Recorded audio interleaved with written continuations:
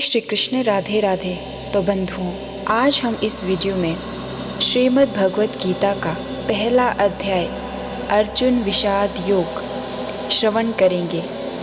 उससे पहले जान लेते हैं कि भगवत गीता आखिर है क्या, इसे क्यों पढ़ना चाहिए और कैसे पढ़ना चाहिए।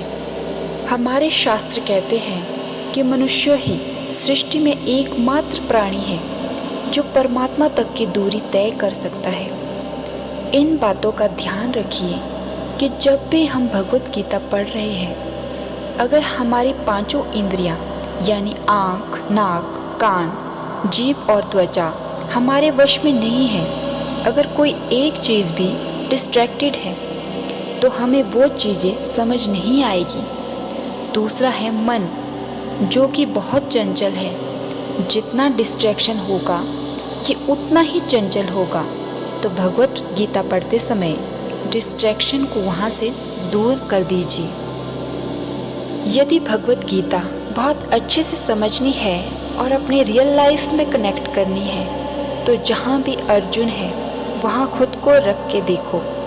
जो अर्जुन की प्रॉब्लम है वहाँ अपनी प्रॉब्लम रख के देखो, और जहाँ श्री कृष्ण उत्तर बता रहे हैं वहाँ अपना उत्तर ढूंढो। आपको भगवत गीता बहुत अच्छे से समझ में आएगी। बंधुओं, भगवत गीता की बातें जो आपकी ज़िंदगी बदल देंगी। जीवन ना तो भविष्य में है और ना अतीत में है, जीवन तो बस इस पल में है। जन्म लेने वालों के लिए मृत्यु उतनी ही निश्चित है जितना कि मरने वाले के लिए जन्म लेना। इसीलिए जो अपरिहार्य है उस पर शोक नहीं करना चाहिए। कोई भी व्यक्ति हो, जो चाहे बन सकता है, यदि व्यक्ति एक विश्वास के साथ इच्छित वस्तु पर लगातार चिंतन करे। मैं सब प्राणियों को एक समान रूप से देखता हूँ। मेरे लिए ना कोई कम प्रिय है ना ही कोई ज़्यादा, लेकिन जो मनुष्य मेरी प्रेम पूर्वक आराधना करते हैं वह मेरे भीतर रहते हैं और मैं उनके जीवन में आता हूँ। मनुष्य अपने विश्वास से निर्मित होता है। जैसा वह सोचता है वैसा वह बन जाता है। मेरा तेरा, छोटा बड़ा, अपना पराया मन से मिटा दो, फिर सब तुम्हारा है और तुम सबके हो। सदैव संदेह करने वाले व्यक्ति के लिए प्रसन्नता ना इस लोक में है और ना ही परलोक में। भगवत गीता पढ़ने से हम तेजस्वी बनते हैं। आप कितनी बड़ी समस्या में क्यों ना हो, आप कितनी भी बड़ी संकट में क्यों ना हो, कैसी भी अवस्था आपके सामने बन जाए, यदि आप गीता पढ़ते हो तो हर प्रकार के संकट से बचकर बाहर निकलने का सूत्र गीता आपको बताती है। इसीलिए गीता सभी को पढ़नी चाहिए। श्रीमद् भगवत गीता में कहा गया है कि आप वापस तो नहीं जा सकते और ना ही अपनी शुरुआत को बदल सकते हैं, लेकिन आप जहाँ पे हैं वहाँ से शुरुआत करके अपने अंत को अवश्य बदल सकते हैं। भगवत गीता में कहा है, हर चीज़ का बदलना तय है, बस उस इंतज़ार के बाद। किसी के दिल बदलेंगे तो किसी के दिन। एक साधारण भाषा में यदि कहें तो भगवत गीता एक उत्तर है दुनिया के हर प्रश्न का। जीवन से जुड़ा ऐसा कोई प्रश्न नहीं जिसका कि उत्तर श्री कृष्ण भगवत गीता में नहीं देते। हमारे मन मस्तिष्क में कोई भी चिंता हो, कोई भी शंका, परेशानी, किसी भी तरह की दुविधा हो, दुनिया के हर धर्म संकट का उत्तर है गीता। भगवत गीता में 18 अध्याय है। हर अध्याय में वेदों व उपनिषदों का सार है। इसके हर श्लोक को आप खुद को अर्जुन समझिए, क्योंकि अर्जुन की हर शंका, हर डर वैसे देखा जाए तो हमारी ही परेशानी है, और हर परेशानी का हल बता रहे हैं श्री कृष्ण। कृष्ण को सिर्फ अर्जुन का सारथी मत मानिएगा, उन्हें अपने जीवन का सारथी भी मानिएगा। उनके कहे अनुसार यदि हम और आप चलेंगे तो मैं दावे के साथ कहती हूँ कि हम सारी परेशानियों को आसानी से पार कर जाएंगे। भगवत गीता की एक महत्वपूर्ण बात समझिए कि भगवत गीता की शुरुआत कहाँ से होती है। धृतराष्ट्र उवाच, धृतराष्ट्र अंधा है। भगवत गीता अंधे इंसान से शुरू होती है और मोक्ष तक ले जाती है और बीच में 4 योग को समझाया जाता है, भक्ति योग, कर्म योग, क्रिया योग और ज्ञान योग। योग का मतलब एक्सरसाइज करना नहीं है, योग का मतलब आपके साथ यूनाइट हो जाना। आगे बढ़ने से पहले यदि आपने मेरे चैनल को अब तक सब्सक्राइब नहीं किया है तो अभी कर दीजिए और साथ ही बेल आइकन को प्रेस कर दीजिए ताकि आपको मेरे वीडियो की नोटिफिकेशन मिलती रहे। वीडियो अच्छा लगे तो इसे लाइक व शेयर करना बिल्कुल ना भूलें। तो चलिए शुरू करते हैं आज का वीडियो। श्रीमद् भगवत गीता पहला अध्याय, अर्जुन विषाद योग। यहाँ शुरुआत होती है धृतराष्ट्र के सवालों से। जब कौरव पांडव महाभारत के युद्ध को चले तब राजा धृतराष्ट्र ने कहा, मैं भी युद्ध को देखने चलूंगा। तब श्री व्यास जी ने कहा, हे राजन, नेत्रों के बिना क्या देखोगे। राजा धृतराष्ट्र ने कहा, देखूंगा नहीं तो श्रवण तो करूंगा। तब व्यास जी ने कहा, हे राजन, तेरा सारथी संजय जो कुछ महाभारत के युद्ध की लीला कुरुक्षेत्र में होगी सो यहाँ बैठे ही श्रवण कराएगा।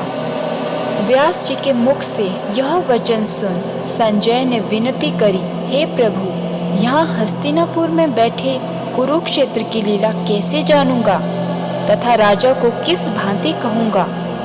तब व्यास जी ने संजय को यह वचन कहा, हे संजय, मेरी कृपा से तुझे यहीं पर सब दिखाई देगा।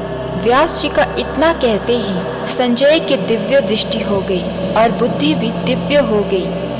अब आगे महाभारत का कौतुक कहते हैं, सो सुनो। 7 अक्षौणी सेनाएं पांडवों की और 11 अक्षौणी सेना कौरवों की, यह दोनों सेनाएं कुरुक्षेत्र में जब एकत्र हुई तब धृतराष्ट्र ने पूछा, हे संजय, धर्म के क्षेत्र कुरुक्षेत्र में युद्ध की इच्छा से एकत्र हुए मेरे और पांडु के पुत्रों ने क्या किया। संजय ने कहा, पांडवों की सेना को व्यूहित देखकर दुर्योधन आचार्य द्रोण के समीप जाकर कहने लगे, हे आचार्य, देखिए आपके शिष्य बुद्धिमान द्रुपद पुत्र ने पांडवों की बड़ी सेना की कैसी व्यूहित रचना की है।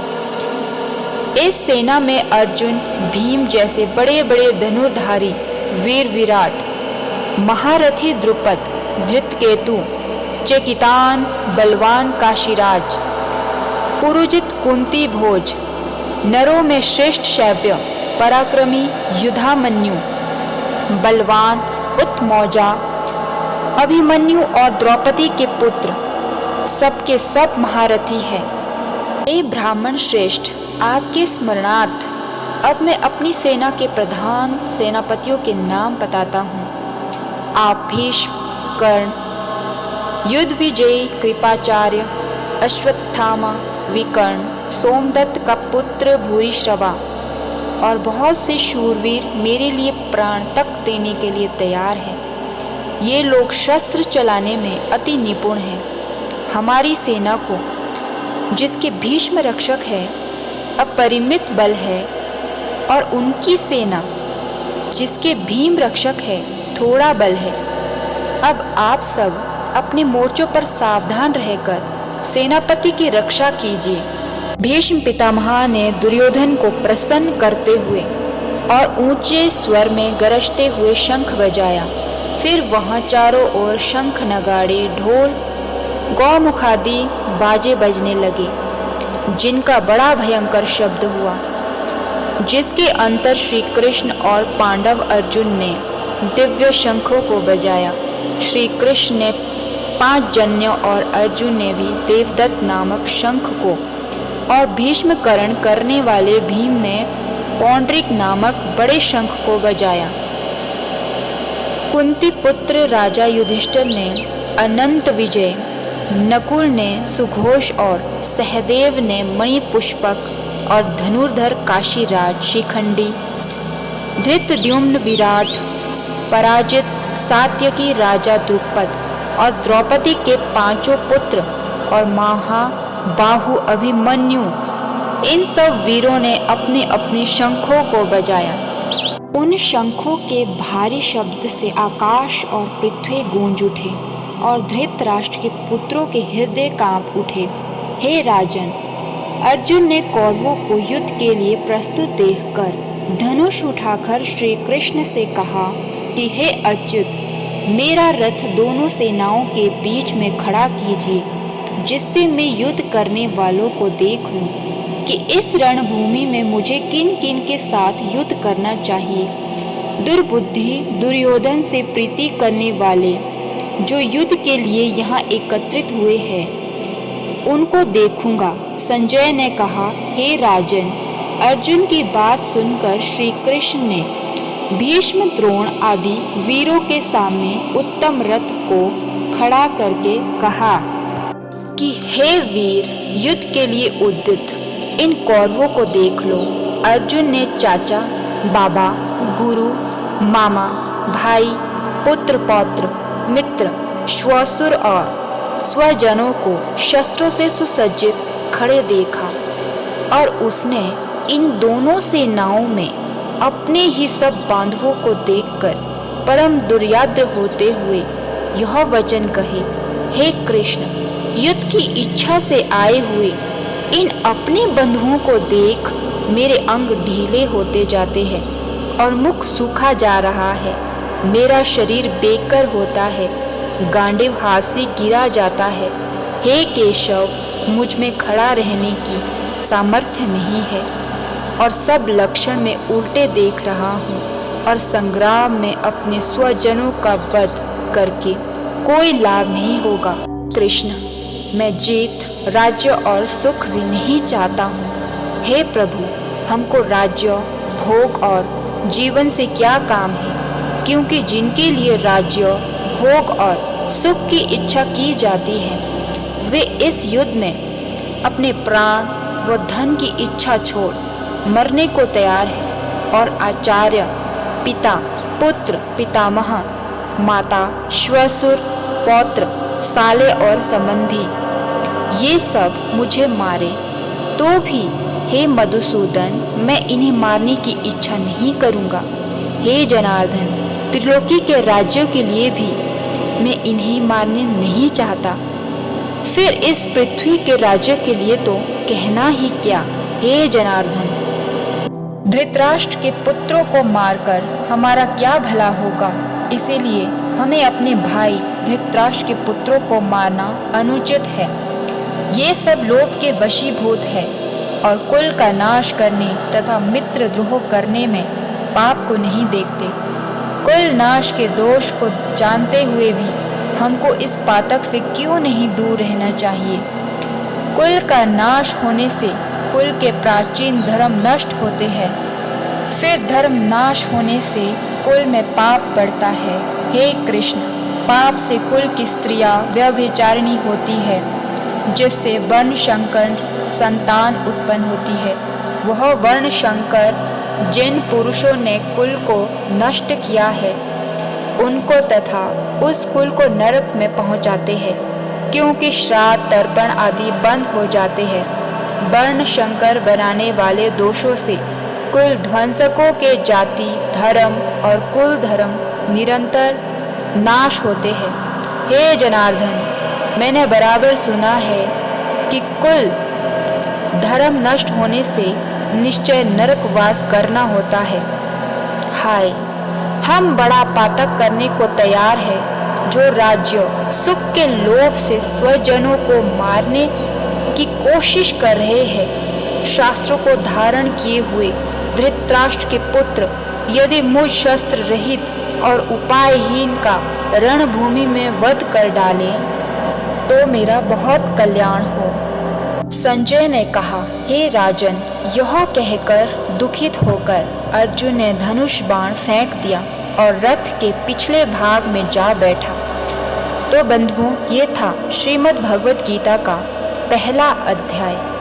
पहले अध्याय का महात्म्य।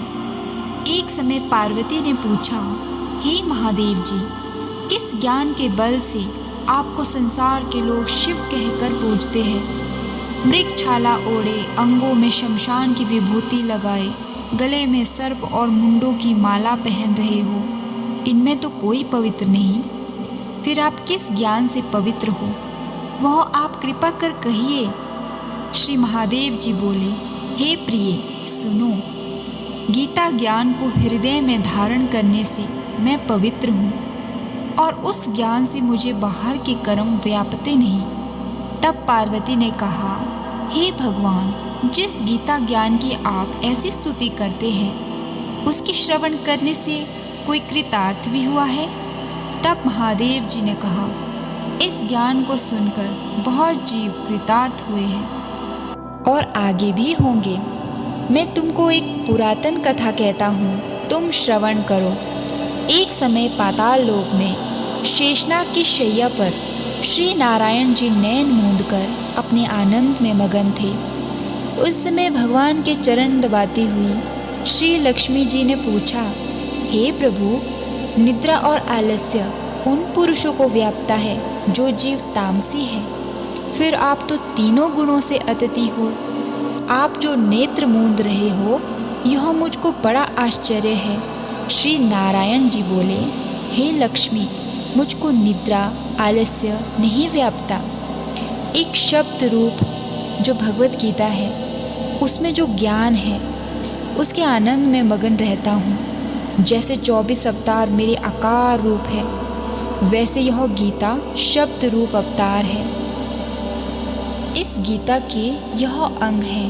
5 अध्याय मेरा मुख है, 5 अध्याय मेरी भुजा है, 11वां अध्याय मेरा हृदय और मन है, 16वां अध्याय मेरा उदर है, 17वां अध्याय मेरी जांघ है, 18वां अध्याय मेरे चरण है। सब गीता के जो श्लोक है सो मेरी नाड़ियाँ हैं, और जो गीता के अक्षर है सो मेरे रोम है।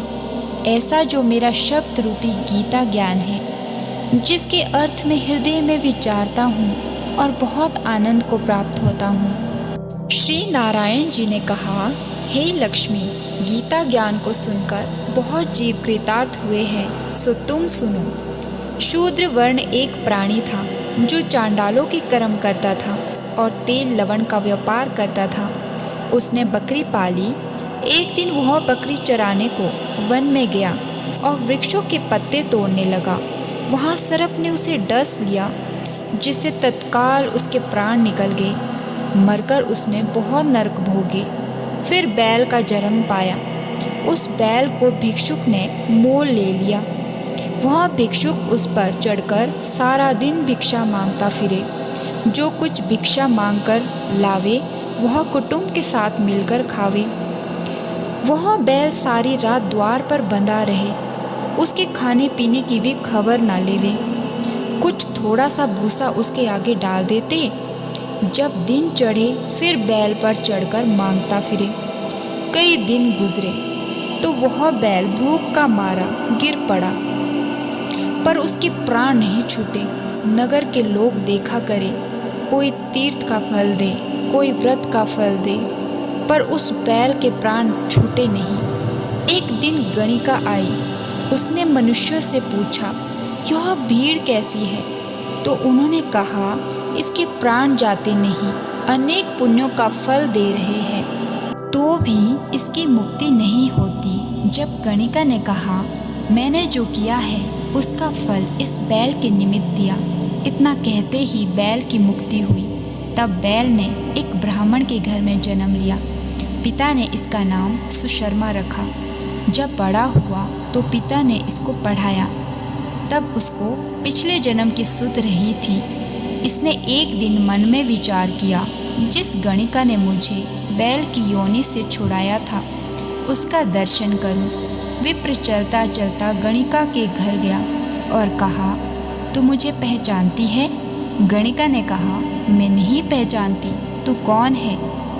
मेरी तेरी क्या पहचान है? तू विप्र है और मैं वैश्या।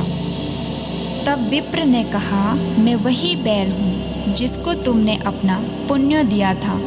तब मैं बैल की योनि से छूटा था। अब मैंने विप्र के घर जन्म लिया है। तू अपना वह पुण्य बता गणिका ने कहा, मैंने अपने जाने कोई पुण्य नहीं किया, पर मेरे घर एक तोता है, वह बहुत पढ़ता है, मैं उसके वाक्य सुनती हूँ। उस पुण्य का फल मैंने तेरे निमित्त दिया था। तब विप्र ने तोते से पूछा कि तू सवेरे क्या पढ़ता है? तोते ने कहा, मैं पिछले जन्म में विप्र का पुत्र था। पिता ने मुझे गीता के पहले अध्याय का पाठ सिखाया था। एक दिन मैंने गुरुजी से कहा, मुझको तुमने क्या पढ़ाया है? तब गुरुजी ने मुझे शाप दिया कि तू शुआ हो जा। तब मैं सुआ हुआ। एक दिन बंदर मुझे पकड़ ले गया। एक विप्र ने मुझे मोल लिया। वह विप्र भी अपने पुत्र को गीता का पाठ सिखाता था। तब मैंने भी वह पाठ सीख लिया। एक दिन विप्र के घर चोर घुस पड़े। उनको धन प्राप्त न हुआ तो पिंजरा उठा ले गए। उन चोरों की यह गणिका मित्र थी। मुझे इसके पास ले आई। सो मैं नित्य गीता जी के पहले अध्याय का पाठ करता हूँ। वही यह गणिका सुनती है, पर इस गणिका की समझ में नहीं आता जो मैं कहता हूँ। वही पुण्य तेरे निमित्त दिया था। सो हे लक्ष्मी, गणिका ने भी भले काम ग्रहण किए, नित्य प्रति स्नान करे और गीता के पहले अध्याय के पाठ करे। इससे उसकी मुक्ति हुई। श्री नारायण ने कहा, लक्ष्मी, जो कोई अनजान कर भी गीता का पाठ करे या श्रवण करे, उसको भी मुक्ति मिलेगी। वीडियो में अंत तक बने रहने के लिए आपका बहुत बहुत धन्यवाद। मिलते हैं दूसरे अध्याय में। राधे राधे।